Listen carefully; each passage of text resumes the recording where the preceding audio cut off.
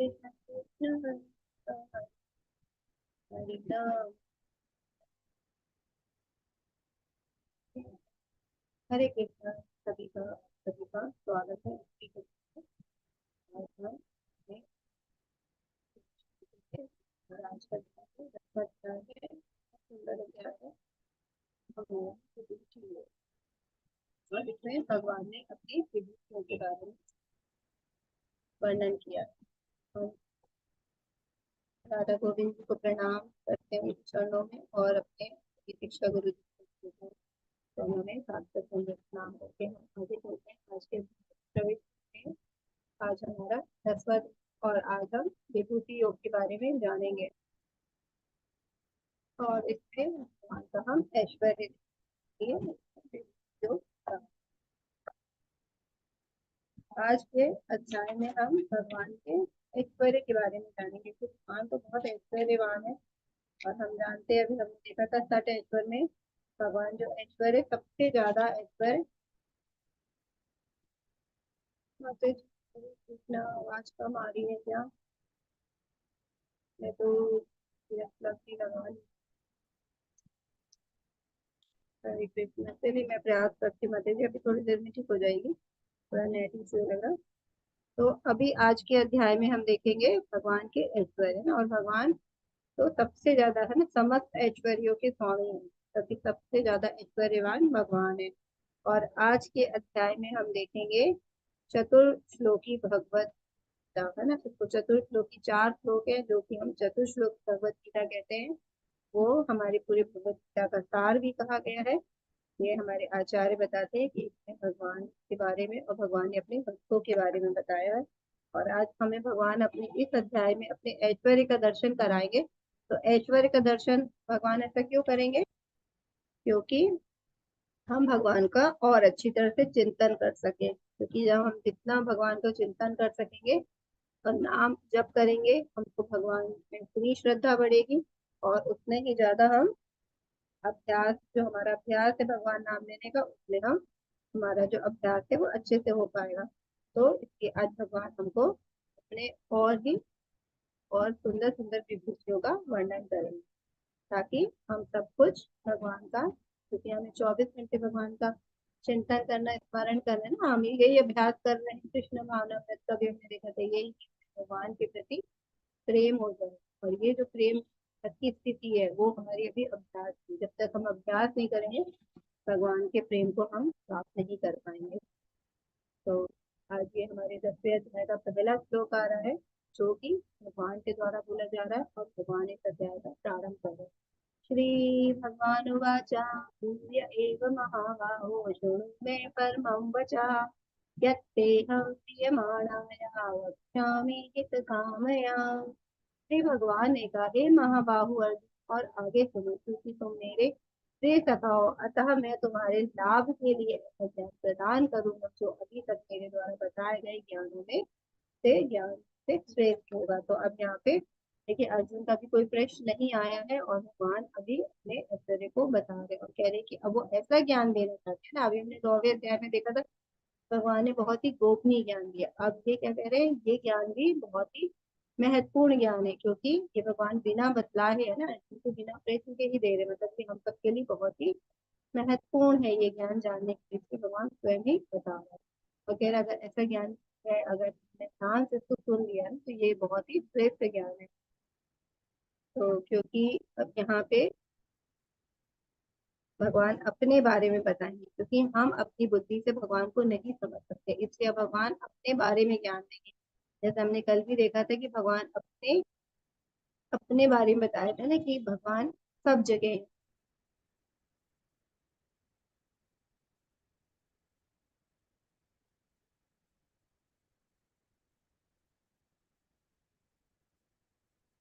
हरे कृष्णा, थोड़ी आवाज आई क्या माता जी? मैं पूरे प्रयास कर रही हूँ अपनी तरफ से, डिवाइस में कुछ प्रॉब्लम है लग रहा।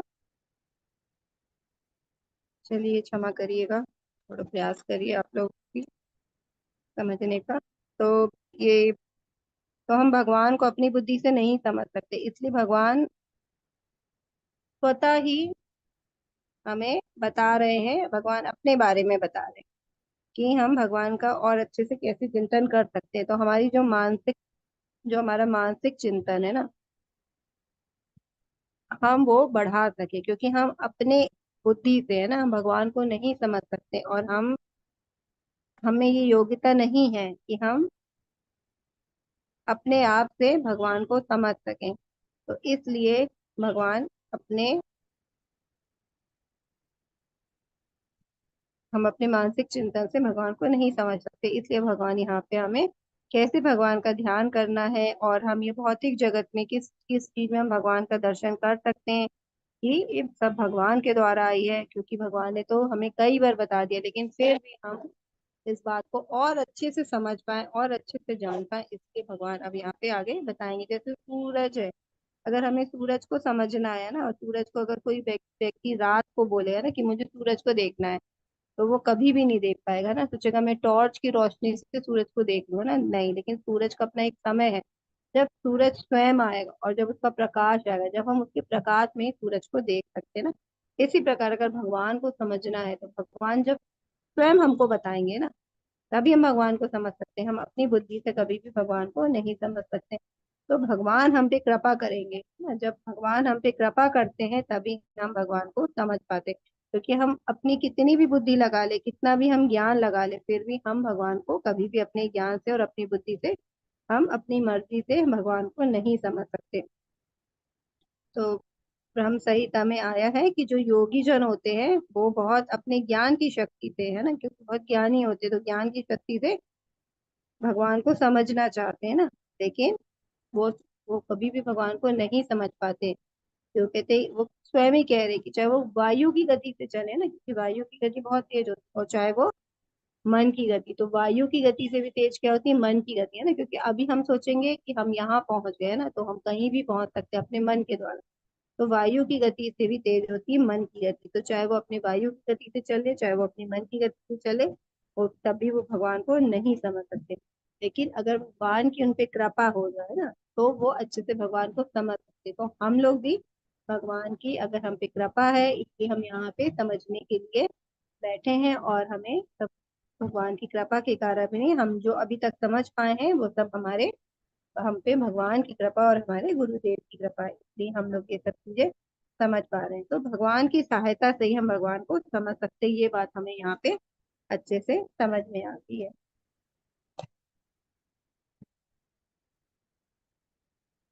और इसलिए यहाँ स्वयं भगवान अपने बारे में बता रहे हैं, और ये हम सबके लिए, क्योंकि अर्जुन को बता रहे हैं, और ये अर्जुन क्योंकि हमारा ही रिप्रेजेंट कर रहा हम लोग को, इसलिए हम लोग अर्जुन के माध्यम से हम लोग भी भगवान को समझने का प्रयास करते हैं।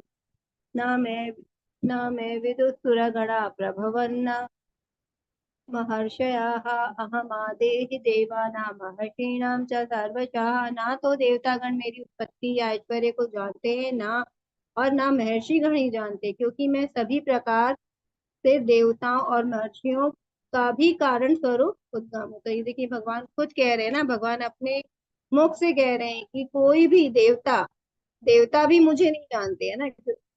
ना मुझे कोई देवता जानता है मेरे ऐश्वर्य को और भगवान की उत्पत्ति को, कि सबसे पहले कौन थे, जब देवता आए तो देवता से भी पहले भगवान आए, क्योंकि देवता की उत्पत्ति किससे हुई, भगवान से हुई है।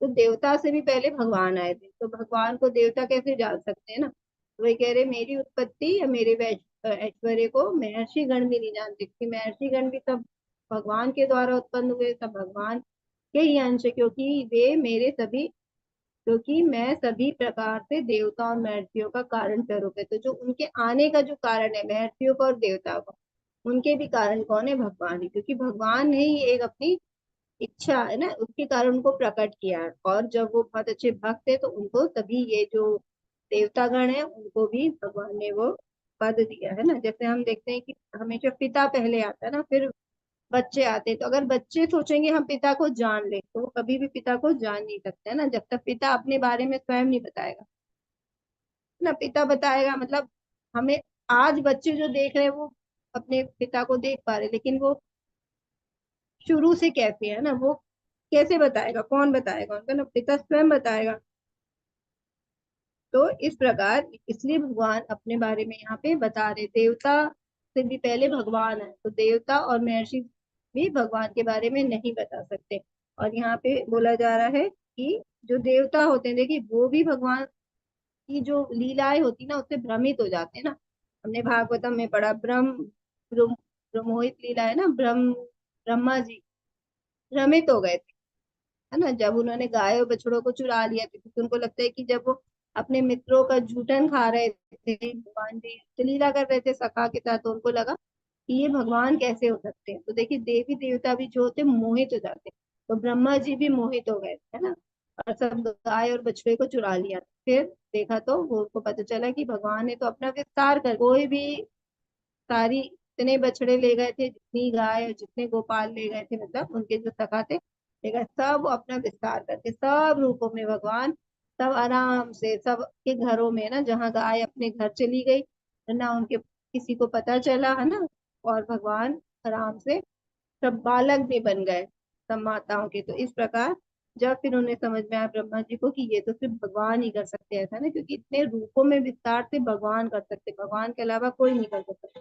तब फिर उनको समझ में आया कि ये भगवान है। और इंद्र देवता के बारे में भी हमने देखा है कि जो इंद्र देवता है वो भी गोवर्धन लीला सबको पता है कि गोवर्धन जी की जब पूजा करते हैं तो वो भ्रमित हो जाते हैं उस समय ना। अगर उन्हें पता होता, मतलब उस समय वो भ्रमित नहीं होते, तो उन्हें पता है कि भगवान है, तो वो पूजा कर रहे गोवर्धन की, तो उनको तो क्रोध आना ही नहीं चाहिए था, लेकिन वो मोहित हो जाते हैं, उनको लगता है एक बालक ने मेरे साथ ऐसा किया, तभी वो क्रोधित हो जाते हैं और पूरा जो नंद गांव है उसको डुबाने के लिए पूरा प्रयास करते हैं ना।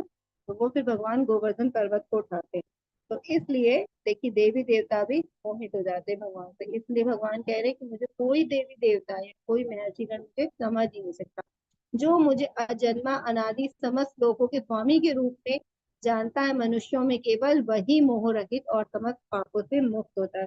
तो भगवान कह रहे हैं कि जो भगवान को अजन्मा, क्योंकि भगवान का जन्म नहीं होता ना, भगवान अनादि है, अनादि मतलब सबसे पहले भगवान है, भगवान से पहले कोई नहीं, जब कोई सृष्टि में कोई नहीं था तब भी भगवान थे, है ना, आज सब है तो भी भगवान अपनी ही जगह पे, और जब कोई नहीं रहेगा तब भी भगवान रहने वाले, तो भगवान अनादि है, समस्त लोगों के स्वामी के रूप में मैं जानता हूँ। तो ये तो भगवान सभी लोगों के स्वामी है ना, मनुष्यों में केवल वही मोह रहित और समस्त पापों से मुक्त। तो भगवान कह रहे जो मुझे अच्छी तरह से जानता है ना, जो मुझे मेरे इन गुणों को पहचानता है ना, वो मोह रहित है, उसको कभी भी मुझसे मोहित नहीं होगा, है ना, जैसे देवता भी कभी कभी मोहित हो जाते तो वो मुझसे मोहित नहीं होंगे और सारे पापों से मुक्त होंगे, क्योंकि जो मुझे अच्छे से समझ लेगा वो पाप रहित कैसे है ना, पाप कैसे हो सकते हैं, वो भगवान को जानता है, वो भगवान का अनन्य भक्त है। क्योंकि भगवान हर किसी के सामने अपने आप को नहीं बताते हैं कि मैं कौन हूँ, है ना, और हमारी इंद्रिय के अपूर्ण है, तो हम अपनी इंद्रियों से भगवान को कभी भी समझ नहीं सकते पूर्ण रूप से, है ना। और भगवान ने तो स्वयं ही कहा है कि मैं मूर्खों के लिए कभी भी प्रकट नहीं होता ना हम प्रकाश सर्वस्य योग माया समावृता। तो भगवान मूर्खों के लिए क्या करते हैं, अपनी जो माया, अपनी जो शक्ति होती है ना योग माया, उससे अपने आप को ढक लेते हैं, ताकि जो भगवान के रूप को जो नहीं देखना चाहता, नहीं, जो मूर्ख है नास्तिक भगवान से द्वेष करने वाले को, उनके सामने भगवान अपने आप को प्रकट भी नहीं करते। भगवान केवल अपने शुद्ध भक्तों के सामने ही अपने आप को प्रकट करते हैं, क्योंकि जो शुद्ध भक्त हैं, जो भक्ति करते हैं, उनकी स्तुति गाते हैं, उनकी प्रार्थना करते हैं ना, और शुद्ध भक्त उनका दर्शन करना चाहते हैं, तो भगवान उनके सामने प्रकट होते हैं। तो इस प्रकार भगवान स्वयं बता रहे हैं कि मुझे कोई भी नाम है विदुर प्रभवस नाम महर्षि, तो कोई भी मुझे नहीं, अहम आदि देवा नाम है कि नामचा सर्व से, तो कोई भी भगवान को नहीं समझ सकता। सप्त ऋषि गण तथा उनमें भी पूर्व चार अन्य महर्षियों एवं सारे मनु मानव जाति के पूर्वज सब मेरे मन से उत्पन्न है, और विभिन्न लोकों में निवास करने वाले सारे जीव उनसे अवतरित होते। तो अभी भगवान बता रहे कि ये सब जो है देवी देवता है, जो महर्षि गण है, वो कहाँ से आए हैं ना, सब मेरे से आए हैं। जो सप्त ऋषि है, जो सबसे प्रारंभ में हम बोलते हैं कि जब सृष्टि का निर्माण हुआ, तो सबसे पहले ब्रह्मा जी आए हैं ना भगवान की नाभि से, और भगवान ने ब्रह्मा जी को बोला कि इस सृष्टि को मतलब सृजन करो, है ना, सृष्टि को बनाओ। तो सबसे पहले ब्रह्मा जी ने अपने चार पुत्रों को ना मानव पुत्र बोला जाता है ना, तभी जानते हैं जो सनक सनंद सनातन और सनत कुमार, ये के 4 पुत्र है ना, लेकिन जब उन्होंने मना कर दिया सृष्टि को बनाने के लिए, फिर उन्होंने 7 सप्त ऋषिगण है ना, सप्त ऋषिगण बनाए। फिर मनु आए, मनु और सप्तरूपा का जो ब्रह्मा जी के शरीर से ना उत्पत्ति हुई। फिर मनु और सतरूपा जो मनुष्य के पिता है ना, फिर उनने पूरे मनुष्य जाति को बनाया। ऐसे करके धीरे धीरे पूरी ये उत्पत्ति हो गई सृष्टि के ना, जो जीव है ये सब हम लोग सब धरती पे आ गए, भौतिक सृष्टि पे आ गए। और धीरे धीरे ऐसे वंश सबका बढ़ते बढ़ते आज हम जो देख रहे हैं, ये सब भौतिक संसार इतना विशाल हो गया। तो ये भौतिक संसार बनाने वाले कौन है? भगवान। और ये जो सप्त ऋषि है ना, वो कौन कौन है? वशिष्ठ, कश्यप, अत्रि, जगदग्नि, गौतम और विश्वामित्र और भारद्वाज, ये जो है सप्त ऋषि, इनकी उत्पत्ति करे। फिर ये ऋषि मुनियों ने भी क्या किया? सृष्टि की उत्पत्ति, मतलब ये जीवों को उत्पन्न किया। इसलिए आज हम देखते हैं कि बहुत सारे लोग हैं जो कोई गोत्र लिखते हैं ना, गोत्र पूछो तो उनका इतनी सात ऋषि मुनियों के ही गोत्र देखना आएंगे। तो हम लोग क्या है? ऋषि मुनि की संतान है ना। लेकिन कुछ लोग कहते हैं कि हम जैसे वैज्ञानिक लोग हैं, वो तो भगवान को नहीं मानते। जबकि यहाँ देखिए हमारे शास्त्र को अगर पढ़ेंगे तो यहाँ स्पष्ट रूप से बताया गया, भागवतम में तो पूरा स्टार्टिंग से ही बताया गया कि कैसे सृष्टि का निर्माण हुआ, और बहुत ही विस्तार से तीसरे स्कंद में बहुत ही विस्तार से इसकी पूरे बारे में बताया गया। लेकिन वैज्ञानिक तो नहीं मानते ना, शास्त्र को नहीं मानते। मतलब हर कोई की बात नहीं हो रही, लेकिन बहुत सारे जो कितने लोग विज्ञान को मानते हैं, उन लोग क्या कहते हैं कि हम लोग बंदरों से आए ना, बंदरों की संतान। लेकिन यहाँ में भगवत गीता, ये हमारे शास्त्र बताते हैं कि हम लोग ऋषि मुनि की संतान हैं। तो फिर हमें गर्व होना चाहिए ना कि हम लोग ऋषि मुनि और भगवान की संतान है ना। भगवान वैसे भी हमने देखा था कि क्या बोला था, हम वो ईश्वर नहीं क्या, ममे वांशो जीव लोग है ना। तो पिता हमस्य जग, तो कल ही हमने पढ़ा था, पिता हमस्य जग तो माता धाता पिता तो भगवान से आए। हमारे पिता कौन है? भगवान है ना। और सबके जो बील जो मूल बीज है वो भगवान है हमारे। तो हमारे जो उत्पत्ति है हमें भगवान से आए है ना। तो हमें गर्व होना चाहिए कि हम भगवान की संतान है, ना कि हम बंदरों से आए। ठीक है। तो अब यहाँ पे हमें पता चलता है कि संसार की उत्पत्ति कैसे हुई, है ना, भगवान से ही हुई। और भगवान अब अर्जुन को बता रहे हैं, एताम विभूतिम योगम च मम यो वेत्ति तत्वतः तो विकम्पेन योगेन युज्यते नात्र संशयः। जो मेरे इस ऐश्वर्य तथा योग से पूर्णतया आश्वस्त है, वह मेरी अनन्य भक्ति में तत्पर होता है, इसमें तनिक भी संदेह नहीं है। तो ये देखिए भगवान स्वयं कह रहे हैं कि यहाँ पे जो मेरे ऐश्वर्य और योग से परिपूर्ण आसपास है। तो जब हमें पता चलता है कि भगवान के इतने सारे ऐश्वर्य, इतने सारे भगवान के शक्तियां हैं ना, भगवान की अनंत शक्ति है, भगवान सर्वशक्तिमान है, सब जगह भगवान है, और हम भी भगवान से ही आए हैं ना। हमें अपने माता पिता के लिए कितना रिस्पेक्ट होता है ना कि हम हमारे माता पिता है। तो भगवान तो परम पिता है ना, सबके पिता है। तो फिर भगवान के लिए तो हमारे अंदर होना ही चाहिए ना सम्मान। इसीलिए यहाँ भगवान बता रहे कि बहुत सारे लोग ये सब चीजें नहीं मानते। तो इसलिए स्पष्ट यहाँ पे लिखा है कि और भगवान का ऐश्वर्य और अपने योग जो ऐश्वर्य बता रहे हैं, उसका भी कारण यही है कि हम भगवान को अच्छे से जाने और भगवान की भक्ति में तत्पर हो, है ना, अनन्य भक्ति में लग जाए। और इसमें अब भगवान स्वयं बता रहे, तो इसमें भी जैसे हमने कल भी बोला था, इसमें संदेह ही नहीं किसी तरह का ना। अब नास्तिक लोग तो खैर की बात हम नहीं कर रहे, लेकिन जो भक्त है भगवान की हर बात को, शास्त्रों की हर बात को मानते हैं ना कि भगवान ने कहा है। और भगवान हमने ये भी देखा था कि ब्रह्मा जी ने स्वयं किया, ईश्वर परमा कृष्ण सच्चिदानंद विग्रह अनादि गोविंद सर्वकाल, सभी कारणों के कारण भगवान है। तो हम कैसे भगवान की भक्ति नहीं करें, हम कैसे भगवान के बारे में मतलब भगवान की सेवा ना करें, क्योंकि हम लोग सब वहीं से आ रहे हैं। अहम सर्वस्य प्रभवो तत्सर्वं प्रवर्तते इति मत्वा भजन्ते मां बुधा भाव समन्विताः। मैं समस्त आध्यात्मिक तथा भौतिक जगतों का कारण हूँ, प्रत्येक वस्तु मुझसे ही उद्भूत है।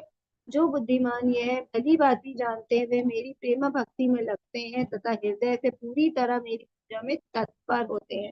तो अब यहाँ से जो हमारा ये श्लोक स्टार्ट हुआ है 8, है ना, 8, 9, 10 और 11, ये चतुर्श्लोक की ये 4 श्लोक हैं, बहुत ही अच्छे हैं, जिसमें पूरी भगवत गीता का सार है। अब वो इसलिए है ये सार, इसलिए बोले हमारे आचार्य ने, क्योंकि यहाँ पे भगवान अपने भक्तों के बारे में बताएंगे इन 4 श्लोकों में, और अपने स्वयं के बारे में बता रहे हैं। तो स्वयं के बारे में और अपने अनन्य भक्तों के बारे में बता रहे हैं कि भक्त और वो भगवान भगवान मतलब अपने भक्तों पे कैसे कृपा करते हैं ना। तो वो भी यहाँ पे इन 4 श्लोकों में बताएंगे, इसलिए इसको भगवत गीता का सार बोला जाता है। अब इस श्लोक में भगवान कह रहे कि मैं समस्त आध्यात्मिक तथा भौतिक जगतों का कारण स्वरूप है। तो जो भी हम देख रहे हैं, जो भी भौतिक संसार है ना और जो भी आध्यात्मिक संसार है, वो सब भगवान ने बनाया, सब कुछ भगवान ने ही उत्पन्न किया है। तो सभी कारणों का कारण भगवान है, प्रत्येक वस्तु भगवान से ही आ रही है सब कुछ का एक, क्योंकि भगवान के पास ही सारी शक्तियां, भगवान ही ये सब उत्पन्न कर सकते हैं। और जो बुद्धिमान लोग हैं वो भली भांति जानते हैं कि भगवान ही सब कुछ है, भगवान ही सब कारणों के कारण है, तो वो क्या करते हैं, भगवान की भक्ति में लग जाते हैं। क्योंकि हमें कहाँ जाना है, भगवान के सेवा करनी और भगवान के धाम जाना है। और उसके लिए हमें यहाँ पे पहले भक्ति करनी पड़ेगी, एक यही रास्ता है केवल, और कोई रास्ता नहीं। और भक्ति करते करते जब हम प्रेम भक्ति के स्तर पे आते हैं, है ना, और तब हमारे हृदय में पूरी तरह से भगवान की के लिए श्रद्धा, है ना, जो निष्ठा में बदल जाती, जो एक कोमल श्रद्धा रहती है स्टार्टिंग में, जिसे हम भक्ति प्रारंभ करते हैं, बाद में वो निष्ठा में बदल जाती, मतलब वो जो श्रद्धा है हमारी, वो क्या हो गई, परिपक्व हो गई, मजबूत हो गई। हम भगवान को पूरी तरह से समझने लगे, हम समझ गए कि भगवान की ही भक्ति हमारा एकमात्र उद्देश्य है हमारे जीवन का। तो फिर हम भक्ति में पूरी तरह से लग गए। तो फिर इसीलिए यहाँ पे सभी कारणों के कारण कौन है, भगवान। और हमें क्या करना है, भगवान से प्रेमा भक्ति करना है और हृदय में पूरी तरह से भगवान की पूजा में ही तत्पर हो जाए। मच्चित्ता मद्गतः प्राणा बोधयन्तः परस्परं कथयन्तश्च मां नित्यं तुष्यन्ति च रमन्ति च। मेरे शुद्ध भक्तों के विचार मुझ में वास करते हैं, उनका अपना जीवन मेरी सेवा में अर्पित करते हैं, और वे एक दूसरे को ज्ञान प्रदान करते तथा मेरे विषय में बातें करते हुए परम संतोष तथा आनंद का अनुभव करते हैं। तो देखिए इतना सुंदर, अब भगवान ने अपने बारे में बताया कि जो कुछ भी है सब भगवान से आ रहा है। यहाँ पे भगवान अपने भक्तों के बारे में बता रहे हैं कि जो भगवान के जो भक्त होते हैं ना, जो शुद्ध भक्त होते हैं, वो क्या करते हैं, वो अपने तन में, मन में और बुद्धि में, है ना, क्योंकि ये सब चीजों में वो पूरी तरह से भगवान को बैठा लेते हैं और उनको पता है कि उन्हें भक्ति ही करनी है। पूरा उनका जो जीवन है वो भगवान के लिए वो लगा देते हैं, भगवान की सेवा में हमेशा लगे रहते हैं। तो अपना पूरा जीवन जो है, उनका पूरा जीवन, क्योंकि हमने देखा था ना, जो एक कर्म योगी वो कर्म से भगवान की पूजा करता है, एक ज्ञान योगी अपने ज्ञान को लगाता है भगवान को समझने में, एक जो अष्टांग योगी होता है वो अपने मन को लगाता है भगवान में, लेकिन जो एक भक्त होता है ना, भक्ति योगी, वो अपना सब कुछ लगाता है। तो वो अपना पूरा जीवन भगवान को अर्पित कर रहा है, सब कुछ भगवान को दे रहा है, न तन मन वाचा कर्म, न सब तरह से वो भगवान की सेवा में लगा हुआ है। तो जो ऐसे भक्त होते, शुद्ध भक्त होते हैं ना, जो अपना जीवन मुझे समर्पित करते हैं, भगवान कह रहे वे एक दूसरे को ज्ञान प्रदान करते तथा मेरे विषय में बातें करते हुए परम संतोष तथा आनंद का अनुभव करते हैं। तो यहाँ पे जो भक्त हैं वो जब आपस में मिलते हैं, ऐसे तो वो भक्ति करते ही हैं, भगवान का चिंतन कर रहे हैं, लेकिन जब आपस में भी मिलते तो वो क्या करते हैं, भगवान के ही बारे में बातें करते हैं ना। जैसे हम ज्यादातर देखते हैं कि क्या होता है, एक दूसरे से मिलते हैं तो कैसे हो, क्या हो रहा है ना, क्या चल रहा है, यही सब बातें तो भौतिक संसार की बातें करते हैं ना। लेकिन जो भक्त होते हैं, शुद्ध भक्त, तो आपस में जब भी मिलते हैं वो क्या करते हैं, भगवान के विषय में चर्चा करते हैं और एक दूसरे को भगवान के बारे में बताते हैं, है ना, कि किसने क्या पढ़ा, कितनी माला कर ली है, आज उस समय पे हुई है माला, नहीं हुई है, आज हमने भगवान के बारे में ये पढ़ा, कोई कहेगा हमने ये शास्त्र पढ़े, कोई कहेगा कृष्णा बुक पढ़ी।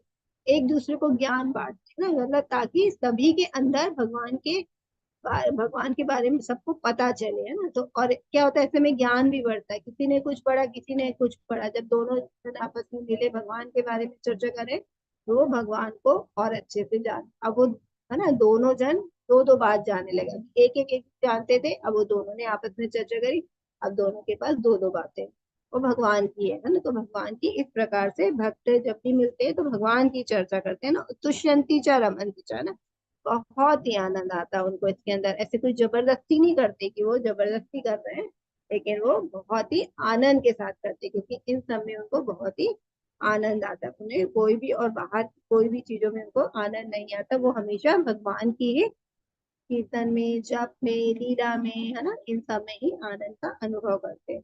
तो जैसे अभी हम देख रहे हैं प्रभुपाद जी, तो ये प्रभुपाद जी के बारे में हमने जाना था कि प्रभुपाद जी बहुत अच्छे अनंत भक्त हैं, और उन्होंने क्या किया, भगवान के हमेशा वो जप में, और उनका मेरे भागवतम का भी वो अ, तात्पर्य लिखे, भगवत गीता के बारे में लिखे। तो ये हमें ज्ञान देने की, ताकि हम जैसे भक्त जो हम लोग अभी नए हैं, साधक, सबको भी, हम लोग को भी भगवान के बारे में हम अच्छे से समझ सके। और वो कैसे करते थे ये सब, बहुत ही आनंद पूर्वक। तो उन्होंने स्वयं भी, उन्हें बहुत आनंद आता था, और उन्होंने जब विदेश गए तो सारे जो अभक्त थे उनको भी ये आनंद का उन्होंने अनुभव कराया, भगवान के नाम का से परिचय कराया।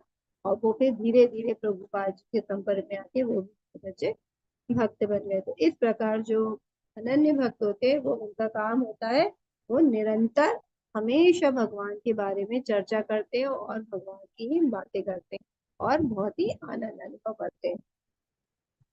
तेषां सततयुक्तानां भजतां प्रीतिपूर्वकं ददामि बुद्धियोगं तं येन मामुपयान्ति ते। जो प्रेम पूर्वक मेरी सेवा करने में तत्पर, निरंतर लगे रहते हैं, उन्हें मैं ज्ञान प्रदान करता हूँ, जिसके द्वारा वे मुझ तक आ सकते हैं। तो अब इस वाले श्लोक में भगवान अपने भक्तों पे कैसे कृपा करते हैं ना, पहले भगवान ने अपने बारे में बताया, फिर अपने भक्तों के बारे में बताया कि उनका व्यवहार कैसा होता है, उनके लक्षण कैसे होते हैं। और अब यहाँ भगवान अपने भक्तों पे कैसे कृपा करते हैं, भगवान उसके बारे में बता रहे हैं ना। जो प्रेम पूर्वक मेरी सेवा में लगे रहते हैं, और कैसे लगे रहते हैं, जो निरंतर लगे रहते हैं ना। कंडीशन है, पहला प्रेम पूर्वक, दूसरा निरंतर। तो हमें हमेशा निरंतर भगवान की प्रीति पूर्वक सेवा करनी है। और जब हम ऐसा करेंगे तो क्या होगा, भगवान हमें स्वयं ज्ञान देंगे, ताकि हम भगवान के पास जा सके, है ना, इसके द्वारा वे मुझ तक आ सके। तो ये भगवान कह रहे हैं। तो जैसे यहाँ पे एक ध्रुव, बहुत अच्छी कहानी है कि जो ध्रुव थे वो बहुत छोटे से थे जब उनकी माता जी ने उनको, जो माता थी उनकी, उनको अपने पिता की गोद में बैठने नहीं दिया, तो वो अपनी माता के पास आए। वो बहुत ही छोटे बच्चे हैं, थोड़ा सा वो, बच्चों को रहता है ना पिता के साथ खेलने में बहुत आनंद आता है। तो वो बहुत थोड़े दुखी हो गए, उन्हें अपने पिता का जो संग चाहते थे वो मिला नहीं। अपनी माता से आके बोला, तो उन्होंने बोला कि तुम ऐसा करो, परम पिता है ना जो भगवान श्री कृष्ण, उनके पास जाओ तुम। तो उसको लग, तो ध्रुव महाराज थे, उन्होंने सोचा बहुत बड़ा राज है ना, मैं अपने पिता से भी बड़ा राज मांगूंगा भगवान से, क्योंकि उन्हें तो भगवान का भी प्रेम क्या है उन्हें पता नहीं है कि कितना आनंद होता है उसमें। तो वो निकल पड़े, और वो सबसे पूछते हुए जा रहे हैं कि तुम भगवान हो, तुम भगवान हो, क्योंकि उन्होंने कभी देखा नहीं है। तो सबसे पूछते पूछते फिर जब ना भगवान ऊपर से देखते हैं ना कि ये तो मेरा भक्त इतना छोटा है, और ये तो कोई भी इसको जानवर भी खा सकता है ना, जंगल जा रहा है, तो इसको फिर मैं कैसे बचा सकता हूँ। तो फिर वो अपने पार्षद को, है ना, नारद जी को भेजते हैं उनके पास। फिर नारद जी एक बार उसकी टेस्ट लेते हैं कि सही में भक्ति करना है उन्हें, सही में भगवान को पाने आए कि नहीं। तो वो विचलित नहीं होते जरा, कहते नहीं नहीं मैं नहीं जाऊंगा। वो कहते कि तुम जंगल में इतने छोटे बच्चे हो, तुम्हें तो सब खा जाएंगे जानवर, जाओ बेटा अपने घर जाओ ना। लेकिन वो बहुत दृढ़ संकल्पित रहते हैं, और वो ठान के आते हैं कि मेरे को भगवान से अब राज चाहिए, है ना, वो पिता से बड़ा राज चाहिए। तो वो फिर वो समझ जाते हैं नारद जी कि ये तो बहुत दृढ़ संकल्प है, मतलब ये नहीं जाएगा। फिर उनको मंत्र देते हैं ना, और वो भगवान का नाम उनको देते हैं, और फिर वो बताते हैं कि कैसे उसका नाम जपना है। और नारद जी चले जाते हैं। और जो ध्रुव है वो इतने छोटे बालक है, वो पूरी तन मन से ना पूरा अपनी जान लगा देते भगवान की भक्ति में, बहुत ही दृढ़ता से पूरा। मतलब भागवतम जब हम पढ़ते हैं तो बहुत उसमें आता है कि उन्होंने बहुत ही ज्यादा कठिन, मतलब इतना छोटा बच्चा कठिन तपस्या करी उन्होंने। आखिरी के महीने में तो कुछ भी खाया नहीं था ना, मतलब बिल्कुल खाना पीना कुछ नहीं, सिर्फ भगवान के चिंतन में थे।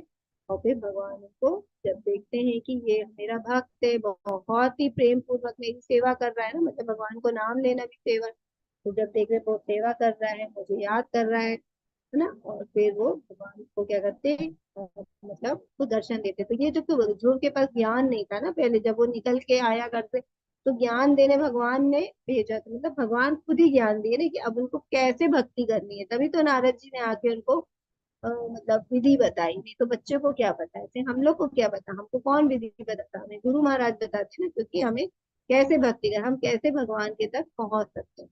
तो फिर जब भगवान ने उनको दर्शन दिया तो गुरु महाराज बहुत ही प्रसन्न हो गए, और फिर जैसे ही दर्शन मिले तो उन्होंने बोले कि मैं तो कांच के टुकड़े मांग रहा था, मतलब राज्य मांग रहा था, धन मांग रहा था, लेकिन मुझे नहीं चाहिए, मुझे तो भगवान आप मिल गए। तो फिर भगवान ने बोला वो तो मिलेगा, और फिर भगवान ने देखी बहुत ध्रुव लोग है ना, जो सबसे अलग है, सबसे अच्छा लोग है भक्ति, उनको ध्रुव लोग दे दी, तो दर्शन भी मिले है ना भक्ति से भगवान की, और उनकी जो भौतिक इच्छा थी वो भी पूरी हो गई। तो भगवान क्या खुद ज्ञान देते हैं, तो इसी से हमें पता चलता है कि जब हम भगवान के लिए हम प्रयास करते हैं, भगवान से हम जुड़ते हैं, भगवान का नाम लेते हैं, और भगवान से प्रेम पूर्वक भगवान को समझना चाहते हैं, हमें विधि नहीं पता, फिर भगवान हमें अपने पार्षदों को भेज के हमें क्या करते हैं, ज्ञान देते हैं, मतलब भगवान हमें ज्ञान प्रदान करते हैं, ताकि हमको क्या करना है, हम कैसे भगवान तक पहुंच सकते हैं, ये सब हमें भगवान ज्ञान देते थे। ये बहुत सुंदर है। तब भजताम प्रीति पूर्वक है ना, ददामी बुद्धि योगम तम ये नाम आमुपयासी, तो भगवान जो प्रीति पूर्वक भगवान को भजता है और निरंतर ना सतत युक्ता जो निरंतर भजता है, क्योंकि अगर हम एक दिन करेंगे, 2 दिन करेंगे, 3 दिन करेंगे, और फिर हम रेगुलर इरेगुलर हो जाएंगे, नहीं करेंगे, फिर कभी कर लिया फिर कभी नहीं, तो ऐसे तो हम मतलब जो प्रयास है हमारा वो ही अच्छा नहीं है, फिर भगवान तो लगेगा कि इसको तो भौतिक और भगवान दोनों चाहिए ना, तो दोनों तो कैसे हो सकता था। तो जब हम निरंतर करेंगे और जब हम बहुत प्रीति पूर्वक करेंगे तो फिर भगवान हमें बुद्धि देते हैं। तेषामेवानुकम्पार्थम् अहमज्ञानजं तमः नाशयाम्यात्मभावस्तु ज्ञानदीपेन भास्वता। मैं उन पर विशेष कृपा करने के हेतु उनके हृदय में वास करते हुए ज्ञान के प्रकाशमान दीपक के द्वारा अज्ञान जन अंधकार को दूर करता हूँ। तो ये भी भगवान यहाँ पे हमें अपनी कृपा बता रहे हैं कि भगवान भक्तों पे कैसे कृपा करते हैं ना। तो जब हम भगवान के लिए प्रयास करते हैं, भगवान का नाम लेते हैं, भगवान का स्मरण करते हैं, भगवान की कथाएं का रसपादन है ना, श्रवण करते हैं, मतलब भगवान का हम जो लीलाएं होती है उसमें हम स्वाद लेते हैं, सुनने में हमें आनंद आता है। तो जब हम भगवान के लिए जानने का हम प्रयास करते हैं तो भगवान क्या करते हैं, विशेष कृपा करते हैं अपने है ना अनन्य भक्त पे, तो उनके क्योंकि भगवान हमारे हृदय में वास करते हैं, और भगवान तो जान जाते हैं कि हम भगवान को पाने का प्रयास कर रहे हैं, तो भगवान क्या करते हैं, हमारे ज्ञान के प्रकाश में दीपक के द्वारा अज्ञान जन अंधकार को दूर करते हैं। हमारा जितना भी अज्ञान होता है ना वो सब दूर हो जाता है, और हमें ज्ञान प्राप्त होता है कि हमें भगवान को कैसे हम प्राप्त कर सकते हैं। तो हमारे हृदय में है, जैसे चैत पुरुष के रूप में भगवान हमारे हृदय में बैठते हैं ना, हमने ये तन्नी चाह करने पे तो भगवान हमारे हृदय में ही बैठते हैं। और जब हम प्रयास करते हैं, भगवान देखते हैं कि इच्छा है भक्ति करने की, तो वो हमारी सहायता करते हैं और हमें ज्ञान प्रदान करते हैं। तो ये भगवान की बहुत सुंदर कृपा होती है, तभी हम भगवान से जुड़ पाते हैं। कोई कहेगा कि मैं खुद प्रयास कर रहा हूँ भक्ति के लिए, तो आज हम अगर कुछ बोल पा रहे हैं, कुछ सुन पा रहे हैं, या इसमें हमें आनंद आ रहा है, तो ये हमारी भगवान की हम पे कृपा, तभी हम ये सब कर पा रहे हैं। और गुरु महाराज की कृपा है, क्योंकि यहाँ पे लिखे ना अज्ञान जन अंधकार से ना, जैसे हम प्रार्थना जब हम मंगलाचरण करते तो हम कहते हैं ना ओम अज्ञान तिमिरांधस्य ज्ञानंजन के ना, तो ये अज्ञान जो मेरे जीवन का है वो मुझे हटा के मेरे में ज्ञान के चक्षु दे दो, हम गुरु महाराज से प्रार्थना करते हैं ना। तो जब भगवान की कृपा हुई तो हमें गुरु मिलते हैं, जैसे ध्रुव को भगवान ने गुरु के रूप में किसको भेजा, ध्रुव महाराज जी को, जब वो छोटे बच्चे चले गए थे तो उनको मार्गदर्शन दिखाने के लिए उन्होंने नारद जी को भेजा गुरु के रूप में। तो हमें भी इस धरती पे भगवान ज्ञान देते हैं गुरु के रूप में, ताकि हम विधि विधान का अच्छे से पालन करके भगवान, तो देखो भगवान की कृपा होती है तो हमें गुरु मिलते हैं, और फिर जब गुरु महाराज की कृपा होती है तो फिर हम भगवान होते हैं ना, भगवान तक हम पहुंच पाते हैं, भगवान के हम धाम जाते हैं। तो देखिए कितनी बड़ी कृपा। अर्जुन उवाच परं ब्रह्म परं धाम पवित्रं परमं भवान् पुरुषं शाश्वतं दिव्यमादिदेवम् अजं विभुम् आहुस्त्वां ऋषयः सर्वे देवर्षि नारदस्तथा अचितो देवलो व्यासः स्वयं चैव ब्रवीमि मे। अर्जुन ने कहा, आप परम भगवान, परम धाम, परम पवित्र, परम सत्य हैं। आप नित्य, दिव्य, आदि पुरुष, अजन्मा तथा महानतम है।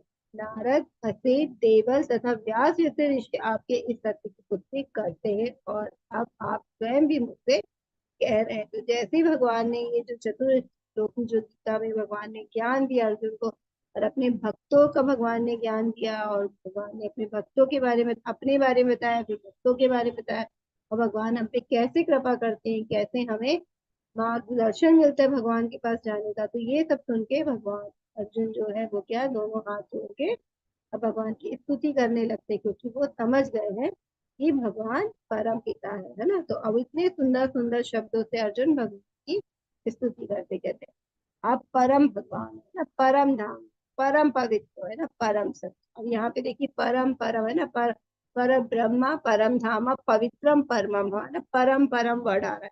तो जो हमने देखा था ना, जो जैसे देखते ब्रह्म है ना, तो ब्रह्म यानी ये भगवान के बारे में भी हो सकता है, लेकिन इसमें ब्रह्मास्मि जैसे कहते हैं, तो वो आत्मा के भी बारे में, तो वहां पे दोनों होते हैं।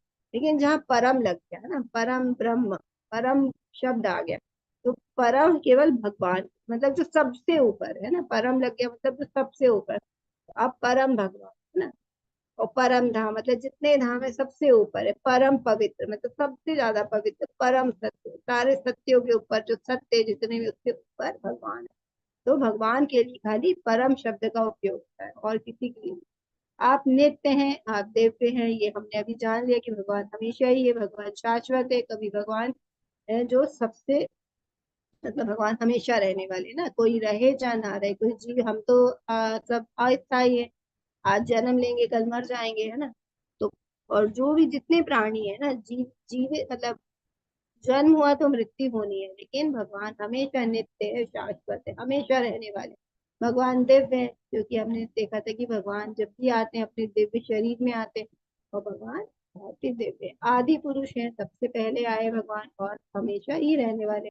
अजन्मा है, भगवान का जन्म नहीं है, तथा महानतम, तो भगवान सबसे ज्यादा महान है। अब ये कौन बोल रहा है, ये सब अर्जुन बोल रहे हैं। क्यों बोल रहे हैं, क्योंकि अब वो अच्छे से समझ रहे हैं कि भगवान ही जो उनके मित्र हैं, अभी वो क्या मित्र के रूप में, फिर उन्होंने गुरु बनाया था ना, कार्पण्य दोषो। अब जब गुरु के रूप में उन्होंने ज्ञान लेने लगे, तो अब यहाँ पे आके उन्हें समझ में आ गया कि ये जो है कृष्ण जी है, ये भगवान है ना, परम पुरुष है, परम धाम है। तो अब वो इसलिए इतने सुंदर सुंदर शब्दों से भगवान की स्तुति कर रहे हैं। और क्या बोल रहे हैं कि मैं एक ही दोस्त है ना, कभी कभी होते मित्र, मित्र क्या होते हैं, कभी कभी अपने मित्र को खुश करने के लिए उनकी बढ़ाई करने लगते हैं ना। लेकिन यहाँ पे अर्जुन कह रहे हैं, यहाँ पे अर्जुन उनको मित्र को प्रसन्न करने के लिए नहीं बोल रहे, वो अच्छे से जान गए हैं कि यही भगवान है। इसलिए वो उसकी पुष्टि कर रहे हैं, कैसे कि नारद, असित, देव तथा व्यास है ना, ये सब बड़े बड़े ऋषि मुनि है। जैसे ऋषि आपके इस सत्य की पुष्टि करते हैं ना, तो सबने पुष्टि करी है ना, शास्त्र हम पढ़ते हैं, सबको पता है कि भगवान श्री कृष्ण है। तो उन्होंने, क्योंकि व्यास देव जी तो लिखी रहे श्री भगवान हो वाचा, और ये जो बड़े बड़े ऋषि मुनि है वो उनको भी पता है, तो उनके पास तो इस सत्य की पुष्टि है। तो ये पहले, जब क्योंकि अर्जुन बहुत ज्ञानी है, तो ये सब ये शास्त्र पढ़े, तो उनको तो पता है कि ये सब, ये जो ऋषि मुनि है वो इस बात की पुष्टि कर चुके हैं कि जो श्री कृष्ण है वो। लेकिन अब आप स्वयं बता रहे हो ना, तो ये कोई मतलब मित्र, आपके मित्र का बीच में कोई मित्र को प्रसन्न करने के लिए कोई ये शब्द नहीं बोल रहे, उसका प्रमाण भी दे रहे हैं कि शास्त्रों में ऐसा बोला गया है, इतने बड़े बड़े ऋषि मुनि ने बोला, और आप स्वयं आप खुद मुझे बता रहे हो, इससे अच्छा क्या। इस प्रकार वो अब भगवान की स्तुति कर रहे हैं, ये सुंदर शब्दों से भगवान का महिमा गा रहे भगवान। हे कृष्ण, आपने मुझसे जो कुछ कहा है उसे मैं पूर्णतः सत्य मानता। हे प्रभु, ना तो देवतागण ना असुरगण ही आपके स्वरूप को समझ सकते हैं।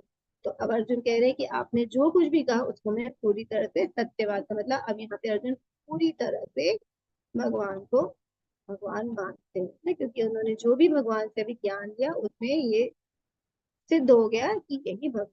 अब अर्जुन ने पूरी तरह से समझ गया इस बात को। कह रहे देवतागण और असुर भी, अभी भगवान ने कहा था ना, मुझे महर्षि गण देवतागण मुझे कोई नहीं समझ सकते, क्योंकि मैं सबके पिता हूँ, और सब मेरे बाद उत्पन्न हुए ना, सब भगवान से उत्पन्न हुए, तो इसलिए कोई भी नहीं समझ सकता। तो अब यहाँ पे यही बात अर्जुन जी भी कह रहे हैं कि देवतागण और असुरगण भी आपके स्वरूप को नहीं समझ सकते। तो भगवान को जैसे हमने जाना था, भगवान को कौन समझ सकता है? सिर्फ भगवान के शुद्ध भक्त ही भगवान को अच्छे से समझ सकते हैं। वो भी वैसे तो शुद्ध भक्त उतना ही समझ सकते हैं जितना भगवान उन पे कृपा करेंगे ना। और जब कृपा में भगवान को जितना, भगवान की कृपा के माध्यम से भगवान को उतना जान सकते हैं। बाकी भगवान को तो हम कभी भी अच्छे से नहीं जान सकते, क्योंकि भगवान क्या है? विभु है ना। विभु मतलब विभु आत्मा, महान आत्मा, और हम बहुत छोटे अणु हैं, छोटे से अणु हैं। तो हम कितना भी, क्योंकि हमारी बुद्धि इतनी, हमारा स्तर ही इतना, हम कितना भी प्रयास करेंगे अपना सब कुछ भगवान पे लगा रहे, तो भी भगवान इतने महान है कि हम भगवान को अच्छी तरह से नहीं समझ सकते। तो भगवान की कृपा से ही हम जो कुछ जान पा रहे हैं, वो भगवान की कृपा से भगवान को समझ पा रहे हैं। हे परम पुरुष, हे परम पुरुष, हे सबके उद्गम, हे समस्त प्राणियों के स्वामी, हे देवों के देव, हे ब्रह्मांड के प्रभु, निसंदेह एकमात्र आप ही अपने को अपनी अंतरंग शक्ति से जानने वाले हैं। तो देखिए अर्जुन ने इस चीज को बहुत अच्छी तरह से मान लिया, आत्मसात कर लिया ना। हमको भी इस बात को अच्छे से समझना है। और हम ये सब चीज कब समझ पाएंगे? जब हम अर्जुन के भाव को अपने आप में ला पाएंगे। अर्जुन जैसे समझ रहे हैं, जब हम अर्जुन की तरह प्रयास करेंगे ना, मतलब अर्जुन तो बहुत ज्ञानी है, लेकिन अभी अर्जुन हमारा ही मतलब वो कर रहे हैं, हमारी ही बात कर रहे हैं, भगवान हमारी ही प्रश्न करते हैं। अब अर्जुन बहुत अच्छे से भगवान को आत्मसात कर लिए, बहुत अच्छे से, और इतने सुंदर सुंदर शब्दों से भगवान का वर्णन कर रहे हैं ना। आप परम पुरुष हैं, आप ही सब चीजों को उद्गम करने वाले, उत्पत्ति भगवान से हुई है, और सभी प्राणियां, हम जो भी प्राणी है सब उसके स्वामी है, कि हमारे अंदर भी सब भगवान का अंश है ना। आप देवों के देव हैं, हे ब्रह्मांड के प्रभु। तो क्योंकि ब्रह्मांड के प्रभु कौन है? ऐसे तो ब्रह्मा जी ने ब्रह्मांड बनाया ना, हमको पता है, लेकिन ब्रह्मा जी को किसने बनाया? भगवान ने। और भगवान ने ब्रह्मा जी को इंस्ट्रक्शन दिया है ना कि आप ये सब इसकी सृजन करो। तो जो आदि जो कहते हैं आदि ब्रह्मांड का जो सृष्टा है, किसने बनाया? वो भगवान है। और जो ब्रह्मा जी है वो गौण सृष्टा कहलाते हैं, है ना। मतलब प्राइमरी, और ये जो मेन है ना, मेन भगवान है, और फिर उसके बाद ब्रह्मा जी। इस प्रकार ब्रह्मा जी को क्या बोलते हैं? गॉड सृष्टा, और भगवान को बोला जाता है आदि सृष्टा। तो सब कुछ कौन है? ब्रह्मांड के प्रभु कौन है? भगवान। और निसंदेह एकमात्र आप ही हैं। तो भगवान ही अपनी अंतरंगा शक्ति से ही हम भगवान को जान सकते हैं ना। तो भगवान भगवान भी निसंदेह एकमात्र आप ही अपने को अपनी अंतरंगा शक्ति से जानने वाले। तो पूरी तरह से सिर्फ भगवान अपने आप को जान सकते हैं ना, हम नहीं जान सकते। तो ये वही बात अर्जुन यहाँ पे बोल। हे कृष्ण, हे परम योगी, मैं किस तरह आपका निरंतर चिंतन करूं और आपको कैसे जानूं? हे भगवान, आपका स्मरण किन किन रूपों में किया जाए? हे जनार्दन, आप पुनः विस्तार से अपने ऐश्वर्य तथा योग शक्ति का वर्णन करें। मैं आपके विषय में सुनकर कभी तृप्त नहीं होता, क्योंकि जितना ही आपके बारे में सुनता हूँ उतना ही आपके शब्द अमृत को चखना चाहता हूँ। तो जब अर्जुन अब सब कुछ भगवान को मान लिए, तो अब वो कह रहे कि मैं और अच्छी तरह से आपका चिंतन कर सकूं, मैं आपको और कैसे अच्छी तरह से जानूं। तो आप मुझे ये बताइए, है ना, ये बताइए कि मैं क्योंकि आपका कैसे स्मरण कर सकता हूँ। क्योंकि हमको भी सब, हमें क्या करना है ना, हमेशा भगवान का स्मरण करना है, यही अभ्यास तो हमें करना है। क्योंकि तभी तो अंत काले च मामे होगा ना, स्मरण मुक्ता कलेवरन, तभी तो हम भगवान का स्मरण कर पाएंगे। तो अब वही इसी चीज के लिए अर्जुन कह रहा है कि मैं आपका निरंतर कैसे चिंतन करूं, कृपा करके मुझ पे ऐसी कृपा करिए, ये वो चीज मुझे बतलाइए कि मैं आपका 24 घंटे स्मरण कर सकूं। आप मुझे और भी अपने रूप बताइए। तो अब यहाँ पे और क्या कह रहे हैं अर्जुन जी कि क्योंकि मैं आपके बारे में सुनने में कभी भी तृप्त नहीं होता। तो भक्त लोग ऐसे ही होते हैं, भगवान के बारे में कितनी कथा सुने है ना, कितना भी श्रवण करे, वो कभी भी थकते नहीं, कभी भी बोर नहीं होते ना। तो इसलिए अर्जुन कह रहे हैं कि बहुत, अर्जुन बहुत अच्छे भक्त हैं भगवान के, तो कह रहे हैं कि मैं और आपके बारे में सुनना चाहता हूँ। आप तो ऐश्वर्यशाली हैं, तो बहुत सारी शक्तियां आपके पास, है ना, आप शक्तियों के आधार है, सर्वशक्तिमान है। तो मैं आपके बारे में और भी जानना चाहता हूँ, विस्तार से जानना चाहता हूँ ना। इससे क्या होगा? मैं आपके बारे में सुनूंगा, और जो आपकी जो शब्द है उसको मैं, उस अमृत को, क्योंकि जब भगवान के बारे में सुनते हैं तो बहुत आनंद आता है ना, तो उस अमृत को मैं चखना चाहता हूँ। तो अब यहाँ पे भगवान इस धरती पे किस किस रूप में हम देख सकते हैं, क्योंकि बहुत सारे लोग है ना जो भौतिक दृष्टि रखते हैं ना, जो वो क्या बोलेंगे, मतलब आध्यात्मिक उनमें उनके पास चक्षु नहीं है ना, वो देख नहीं सकते भगवान को। मतलब ज्ञान से देखना है ना हमें भगवान की नाम है भगवान, लेकिन नास्तिक लोग फिर भी प्रश्न करते हैं ना कि हम भगवान कहाँ है, दिख नहीं रहे, क्योंकि वो सिर्फ भौतिकता ही देख सकते, तो उनको भौतिकता में देखने की चाहिए। तो और जो भक्त हैं वो तो भगवान के बारे में और सुन के कि हर चीज में भगवान है ना, कण कण में भगवान है, तो उसको और महसूस करना चाहते हैं और उसका बहुत अच्छे से आनंद लेना चाहते हैं। ये सब भगवान है इन सब चीजों में। तो वो इसलिए अब भगवान यहाँ पे मतलब दोनों के लिए ये जो भगवान ने अपनी विभूतियां बनाई है बताई है वो दोनों के लिए उपयोगी है। तो इसलिए अब भगवान ने अपनी विभूतियां बताई है। अब विभूतियां का मतलब क्या हम समझे कि ये जो विभूतियां भगवान ने बताई वो केवल संकेत मात्र है ना, मतलब हमें यही नहीं समझ लेना, मतलब भगवान ने सबसे ऊंचा सबसे बेस्ट बताया, क्योंकि अगर सबसे बेस्ट भगवान है तो आप समझ लो कि भगवान को तो हम ऐसे नहीं समझ पा रहे ना, क्योंकि हमारी बुद्धि बहुत छोटी है। तो इसलिए भगवान हमको जो संसार में दिख रहा है उसको बोल देंगे सबसे जो बेस्ट है वो मैं हूँ ना। तो मतलब भगवान तो उससे भी बहुत ऊपर है, लेकिन फिर भी एक समझने के लिए ना, जैसे एक गांव का व्यक्ति है वो शहर जाता है और वो बहुत ऊंची ऊंची बिल्डिंगे देखता है ना, फिर जब वो घर आता है तो उस बिल्डिंगों का क्या करता है, मतलब समझाता है कि उसने कैसी ऊंची बिल्डिंग देखी ना, तो वो अपने गांव के जो सबसे ऊंचा पेड़ होगा ना वो बताएगा, जो ऊंचा पेड़ है ना वैसी बिल्डिंग है ना, तो वो एग्जाम्पल के थ्रू बताएगा।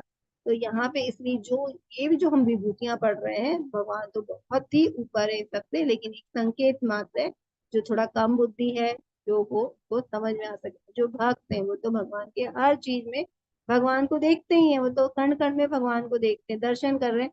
तो इसलिए भगवान अपनी विभूतियों का वर्णन करे और भगवान कह रहे, भगवान ने कहा हाँ मैं तुम्हें अपनी शानदार अभिव्यक्तियों के बारे में बतलाऊंगा, लेकिन उनमें से केवल जो प्रमुख है ना, क्योंकि भगवान की तो बहुत ही सारी शक्तियां हैं, तो हम ना देख सकते ना सुन सकते ना हम अनुभव कर सकते हैं, तो इसलिए कह रहे जो मुख्य मुख्य होती है मैं उनको बताऊंगा ना।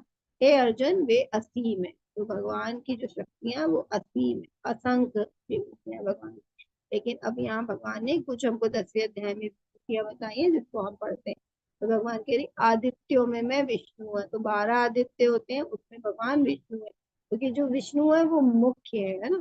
फिर नक्षत्र है, नक्षत्र में चंद्रमा वो एकदम मुख्य है, तो भगवान कह रहे नक्षत्रों में मैं चंद्रमा हूँ। वेदों में साम वेद जो हम सभी जानते हैं 4 वेद है, लेकिन साम वेद बहुत सुंदर इसमें स्तुतियां, इसके गाने में बहुत आनंद आता है। तो जो आनंद है ना वेदों में जो साथ में वो भगवान साम वेद है, तो इसलिए कह रहे वेदों में मैं साम वेद। देवताओं में मैं इंद्र, क्योंकि देवता का राजा क्या, देवताओं के राजा कौन है, इंद्र। तो जो इंद्र है वो सबसे प्रमुख है ना, सबसे मुख्य है। तो मैं देवता में इंद्र हूँ, इंद्रियों में मैं मन हूँ, क्योंकि समा हमने देखे जो हमारी ज्ञान इंद्रियां है वो क्या है, उसका केंद्र बिंदु क्या है, मन। तो वो किससे नियंत्रित होती है, मन से। तो इंद्रियों का जो राजा बोलेंगे कौन है, मन है। तो बोल रहे हैं इंद्रियों में मैं मन। जीवित इकाइयों में, जीवित प्राणियों में जीवन शक्ति, क्योंकि जो भी जीवित इकाइयां हैं ना उसमें हमारे अंदर जो जीवन है वो भगवान से आ रहा है। अगर भगवान की जो आत्मा अगर वो नहीं रहेगी तो हम लोग सब क्या है, जो हम लोग क्रियाशील है वो भी हम लोग नहीं रहेंगे, तो ये जीवित नहीं कहलाएंगे। तो जो जीवन जीवित प्राणी है उसमें जो जीवन शक्ति है वो भगवान है। जो रुद्र है ना, 12 रुद्र होते हैं उसमें, सॉरी 11 रुद्र होते हैं उसमें, जो शिव जी है ना जिसको शिव जी भी हम बोलते हैं वो भी भक्त, लेकिन भगवान कह रहे हैं, कृष्ण जी कह रहे हैं वो भी मैं हूँ। यक्ष और राक्षस है ना, इसमें भी कुबेर होते, क्योंकि कुबेर जो तब मुख्य है ना, जो धन के देवता हम बोलते हैं। धन उनके पास, धन का मतलब धन के देवता है, तो वो भी यक्ष भी कौन है, भगवान कह रहे कुबेर भी मेरा ही स्वरूप है। फिर पुजारी है ना, पुजारियों में कौन, बृहस्पति, क्योंकि जितने देवता हैं उनके जो गुरु हैं वो बृहस्पति देव जी है ना, उनके गुरु। तो इसलिए कह रहे कि बृहस्पति है वो भी मैं हूँ। सैनिक, सैनिक मतलब सेनापति जो कहते हैं मुख्य, वो कौन है, स्कंद, स्कंद मतलब कार्तिक जी हम बोलते हैं ना। तो सैनिकों में सबसे जो मुख्य सेनापति है ना, सैनिकों में क्या होता है, एक मुख्य होता है प्रमुख, वो सेनापति कहलाता है। तो जो स्कंद है मतलब वो सेनापति कहलाते हैं कार्तिक जी, तो वो सबसे अच्छे जो सेनापति हैं वो कह रहे हैं मेरा ही रूप है। जलाशय, जलाशय में बहुत सारे जलाशय होते हैं, लेकिन सागर देखिए, समुद्र सबसे बड़ा अथाह सागर है ना, पानी की हम देखते हैं बहुत ज्यादा, पानी के जितने भी ये जलाशय होते हैं उससे सबसे बड़ा होता है, तो कह रहे सागर भी मैं हूँ। साधु में क्यों ना ब्रह्म, क्योंकि ब्रह्म जो ऋषि मुनि थे वो बहुत ही ज्यादा वो उच्च स्तर पे थे, तो वो साधुओं में ब्रह्म, ध्वनि में, कंपन में मैं ओम हूँ, क्योंकि सारे मंत्र ओम से शुरू होते हैं ना, ओम की ध्वनि से, तो इसलिए मैं ओमकार हूँ। फिर पवित्र नाम जपने में यज्ञ हूँ, है ना, तो हम देखते हैं कि हमें अब जो नाम लेना है तो क्या भगवान का लेते हैं। तो जो भी हमें जग यज्ञ करना है अभी कलयुग में, वो हमें भगवान के नाम का संकीर्तन यज्ञ करते हैं ना, जप मंत्र करते हैं। कह रहे वो भी नाम जप भी मैं ही। फिर अचल चीजें है ना, जो कि हिल डुल नहीं सकती, चल नहीं सकती, उसमें हिमालय देखिए सबसे बड़ा है ना, सबसे ऊंची हम लोग चोटी कहते हैं, वो हिमालय है, तो कह रहे वो मैं हिमालय हूँ। फिर पेड़, पेड़ में अश्वत्थ का वृक्ष हो, तो अश्वत्थ कितना घना होता है ना, अभी हम 15वें अध्याय में और अश्वत्थ पेड़ के बारे में जानेंगे। तो अश्वत्थ जो है बहुत घना होगा, उसकी जड़ें ऊपर है, फिर ऊपर से नीचे आ रही है, फिर और नहीं, तो सबसे घना जो पेड़ होता है वो अश्वत्थ वृक्ष होता है, तो कह रहे वो मैं हूँ। देवताओं के ऋषि, है ना, देवताओं में जो ऋषि मुनि है वो नारद है, क्योंकि सारे ऋषि मुनियों में नारद सबसे उच्च स्तर पे। फिर गंधर्व में चित्ररथ, है ना, तो चित्ररथ क्या है, विशेष कलाओं से युक्त है, तो गंधर्व तो बहुत सारे हैं, लेकिन जो चित्ररथ है उसमें विशेष कलाओं से युक्त है, इसलिए चित्ररथ है, मतलब मुख्य है उसमें से, है ना, जो भी मुख्य है वो भगवान बोल रहे हैं कि वो मैं हूँ, तो इसलिए कि कम से कम मुख्य मुख्य समझ लो कि ये मैं हूँ, तो मैं सब कुछ तो हूँ ही, है ना। फिर हाथी में अहिरावत है, हाथी जो समुद्र मंथन में निकला था, तो वो भी भगवान कह रहे हैं मैं, पुरुषों में मैं सम्राट हूँ, है ना। जो एक नॉर्मल प्रजा होती है तो उसका एक राजा होता है, जो राजा होता है वो मुख्य होता है, तो कह रहे प्रजा में मैं राजा हूँ। हथियार और अस्त्र में मैं ब्रज हूँ, है ना, वो जो वज्र था, वज्र तो उसके बारे में कि वो बहुत ही शक्तिशाली शस्त्र होता है, तो वो मैं हूँ। फिर गायों में मैं सुरभि हूँ, तो सुरभि के बारे में हमने देखा वो असंख्य दूध देती है ना, गायों में सबसे ऊपर कहलाई जाती है वो, भगवान के धाम में होती, तो कह रहे गायों में मैं सुरभि हूँ। सांप में मैं वासुकी हूँ, नागों में मैं अनंत हूँ, कानून के रक्षक में ये यमराज हूँ। तो यमराज क्यों बोला भगवान ने, क्योंकि हम देखते हैं ना, हम भौतिक संसार में कानून है, लेकिन क्या होता है इससे कई बार बहुत सारे लोग बच जाते हैं ना, बहुत, हर कोई को कानून मतलब नहीं पकड़ पाता, लेकिन यमराज के कानून से कोई नहीं बच सकता, है ना, क्योंकि वो बहुत ही बारीकी से हमारे कर्मों का ना फल, अच्छा या बुरा, उसका कैलकुलेशन वहां होता है यमराज के पास, इसलिए उनसे कोई नहीं बच सकता, तो इसलिए वो मैं हूँ। दैत्य दानव में, है ना, दैत्य दानव में से प्रहलाद हूँ, क्योंकि दानव कुल में उत्पन्न हुए थे प्रहलाद, लेकिन सबसे अच्छे भक्त थे, तो जो दानव कुल है उसमें वो प्रहलाद है। भगवान बस में करना, है ना, समय, देखिए हम कुछ को भी अगर बस में करना चाहें, लेकिन हम समय को कभी भी बस में नहीं कर सकते, कोई भी प्रयास नहीं कर सकता, और ये समय भगवान की, भगवान काल है ना, काल यानी समय है ना, तो ये भी भगवान है, तो उसको भी कोई बस में नहीं कर। जानवरों में सिंह हूँ, क्योंकि सिंह को जंगल का राजा बोलते हैं, वो सबसे प्रमुख है। पक्षियों में मैं गरुड़ हूँ, क्योंकि सबसे बड़ा पक्षी होते हैं गरुड़। शोधक में मैं हवा हूँ, है ना, और मछलियों का वर्ग में शार्क हूँ, हम लोग कहते हैं सबसे बड़ी मछली शार्क होती है। फिर बहती नदियों में मैं गंगा हूँ, क्योंकि गंगा सबसे पवित्र मानी गई है, शास्त्र में ना, भगवान के चरणों से निकली है, तो गंगा, तो वो नदियों में। रचना में शुरुआत, अंत और मध्य, तो जो भी कुछ हम यहाँ पे देख रहे क्रिएशन है, जो भी कुछ यहाँ भौतिक जगत है, उसमें शुरुआत भी भगवान है, मध्य भी शुरुआत भगवान है, और अंत भी, क्योंकि सब भगवान से प्रारंभ हो रहा है, भगवान पे ही सब, मध्य भी सब भगवान है, और खत्म भी क्या होगा, सब भगवान पे ही होगा। विज्ञान है ना, अब हमने देखा तो भौतिक विज्ञान है और आध्यात्मिक है, लेकिन आध्यात्मिक जो विज्ञान है वो भगवान है, तो विज्ञान में आध्यात्मिक विज्ञान। तर्क में है भगवान, क्या है, सम्यक सत्य, तो सत्य हमेशा, देखिए कहते हैं ना, सत्य को कहीं जुटला नहीं सकते, कभी छुपा नहीं सकते, तो जो सत्य कहीं ना कहीं अपने आप आ जाता है, तो वही तर्कों में मैं सत्य हूँ, अक्षर में मैं अ हूँ, है ना, या एक, तो ये एक क्यों बोला है, क्योंकि देखिए कोई भी जो अक्षर होता है ना, वो आ नहीं लगता ना, तो अपूर्ण होता है ना, जैसे हम लोग वर्णमाला देखेंगे तो प है, फ है, बा है, या क है, खा ग, जो भी है, उसमें भी जब तक आ नहीं लगेगा ना, तो तब तक वो आधे अक्षर कहे जाते हैं। सबका आधार कौन है, अ है, तो इसलिए सारे अक्षरों में मैं आ हूँ। निर्माता हूँ मैं ब्रह्मा हूँ, क्योंकि सारी सृष्टि की रचना ब्रह्मा ने करी है ना, तो भगवान अपने आप को ब्रह्मा को भी कहते कि मेरा, मतलब यहाँ तुलना कर रहे हैं, हालांकि भगवान तो ब्रह्मा को भी भगवान ने उत्पत्ति की है। इस प्रकार जो कुछ सब बनाया तो भगवान ने ना, लेकिन एक समझने के लिए ये जो सबसे प्रमुख है उसके उसके बारे में जानते हैं। जैसे महिलाओं में हम देखते हैं ना, प्रसिद्धि, भाग्य, भाषण, स्मृति, बुद्धि, विश्वास और धैर्य। तो ये सब जो महिलाओं में जो होता है, कलाएं होती है, ये सब भगवान ही है। ऋतु है, देखिए बसंत ऋतु है ना, तो बसंत ऋतु हम देखते हैं कि कोई भी ऋतु होती है, जब ठंड आती है हमें अच्छी लगती है गर्मी के बाद, लेकिन ठंड अभी बहुत ज्यादा, इतनी बारिश के बाद ठंड आती है ना, जब बहुत बारिश होती तो बेचैन हो जाते, ठंड बहुत होती तो बेचैन हो जाते, गर्मी बहुत तेज होती तो बेचैन हो जाते। लेकिन जब बसंत ऋतु आती है ना, तो सबको सुहावनी लगती है ना, क्योंकि ना तो उस समय बहुत ठंड होती है और ना गर्मी होती है। कोई नहीं कहता ये ऐसे हम परेशान हो गए, और उस समय बहुत सुंदर सुंदर फूल खिलते हैं धरती पे। तो सारे ऋतुओं का राजा बोला जाता है ना बसंत ऋतु को। छल में मैं जुआ हूँ, बलवानों में मैं बल हूँ। जैसे भगवान पहले भी बोले, सारे बलवान का बल में हूँ, बल वृष्णि वंशु में वासुदेव हूँ, पांडव में अर्जुन हूँ, क्योंकि भगवान को पांचों पांडव में अर्जुन सबसे ज्यादा प्रिय थे। तो पांडवों में मैं अर्जुन हूँ, साधु में मैं व्यास हूँ। तो व्यास देव जी ने सारे शास्त्र लिखे, तो व्यास जी बहुत ही शक्तियां थी वो उनके पास ना, इतने देखिए दास इतने श्लोक लिखा, किसी के भी बस की बात है ना। तो भगवान की भी शक्ति है, वो तब एक अवतार कहलाते हैं। तो साधु में मैं व्यास हूँ, रहस्य में मैं शांति हूँ। अब रहस्य में शांति क्यों बोला, क्योंकि देखिए कोई मौन है ना, कोई एकदम बोलेगा ही नहीं तो हम कभी भी समझ ही नहीं, और हमेशा शांति बनी रहती है ना, तो मौन में भी भगवान कहते हैं शांति। और रहस्य में तो अगर मौन है कोई व्यक्ति तो हम उसको समझ नहीं पाते उसके रहस्य को ना, और हमेशा शांति बनी रहती। तो रहस्य में मैं शांति हूँ, समझदारों में मैं बुद्धि बताऊं, क्योंकि जो समझदार लोग रहते हैं वो क्या होता है, हम कहते हैं ना वो बहुत बुद्धिमान है, तो वो उसकी जो बुद्धि है वो भी भगवान से ही आ रही है। तो सब कुछ भगवान है। इस प्रकार भगवान ने अपने यहाँ पे 80 से ज्यादा ऐश्वर्य अर्जुन को बताए कि तुम भौतिक जगत में भी मुझे इस रूप में मैं देख सकते हो ना। और भगवान क्या बोल रहे हैं कि अब यहाँ पे जो हम ये पिक्चर देख रहे हैं, इसमें जितनी भगवान ने विभूति बताई ना, सब कुछ इसमें है। तो बहुत सुंदर है सारी, इसमें सारी विभूतियों का इसमें एक साथ किया हुआ है। हालांकि भगवान की तो बहुत सारी विभूति है, लेकिन भगवान ने अभी यहाँ पे हमें जितनी बताई है उसके हिसाब से बोल रहे हैं।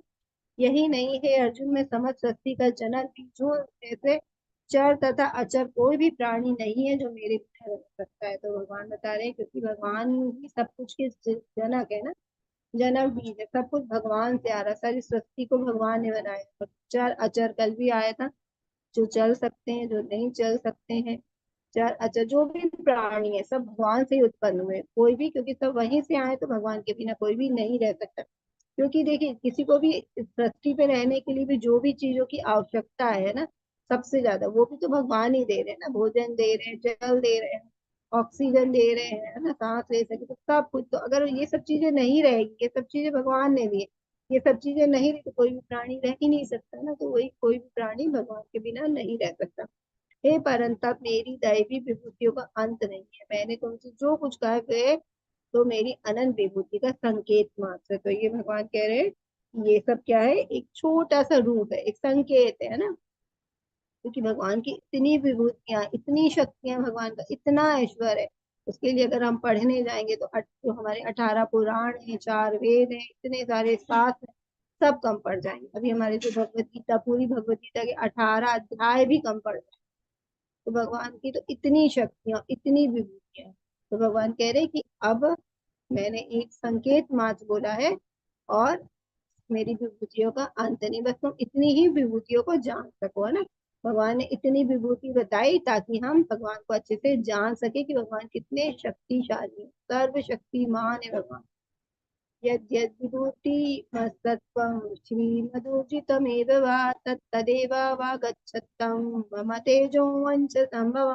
तुम जान लो कि सारा ऐश्वर्य, सौंदर्य तथा तेजस्वी शक्ति मेरे तेज के एक स्फुलिंग मात्र से उद्भूत है। तो भगवान कह रहे कि ये जितना ऐश्वर्य है भगवान का, जितना सौंदर्य है ना, जितनी भी सृष्टि है, ये सब भगवान की क्या एक, मतलब एक, जैसे अग्नि में होते हैं ना, बहुत अग्नि में एक छोटे छोटे स्फुलिंग निकलते हैं जिसको हम बोलते हैं ना अंगारे, है ना, छोटे छोटे बहुत जो अग्नियां जो निकलती हवा में झट, उस स्फुलिंग ना, उसको स्फुलिंग बोला जाता है।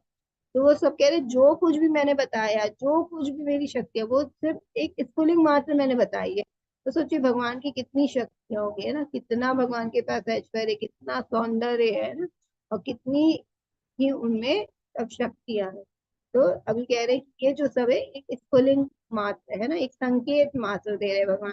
ताकि क्यों एक संकेत मात्र दे रहे हैं, क्योंकि अभी हमारी बुद्धि इतनी ही है ना, हम इतना ही समझ सकते हैं, क्योंकि हमारी इंद्रिय अपूर्ण है। हम कभी भी भगवान को, भगवान तो पूर्ण है ना, परिपूर्ण है भगवान, तो परिपूर्ण समझने के लिए हमें भी परिपूर्ण होना, लेकिन हम तो है नहीं।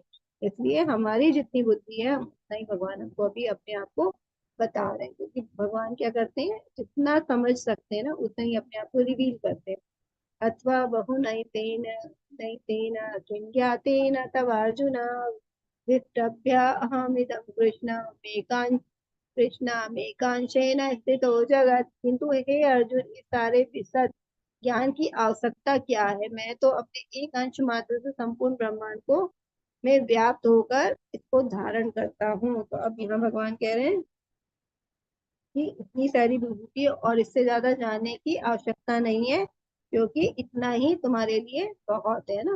कि आवश्यकता क्या है, और भगवान तो एक अंश है ना, भगवान जैसे देखिए सारे जीव है, सिर्फ एक अंश, इतना छोटा सा कण जिसको हम आत्मा बोलते हैं, उसके कारण देखिए पूरे संसार चल रहा है। तो भगवान तो इतने छोटे से मात्र एक अंश से पूरे ब्रह्मांड में व्याप्त हो चुके हैं, व्याप्त हैं। तो और सारे ब्रह्मांड का को चलाने वाले भी भगवान है, सब जगह भगवान है। तो वे कह रहे हैं कि इतना ही ज्ञान समझो, क्योंकि इससे ज्यादा भी बुद्धियां तो समझ नहीं पाओगे।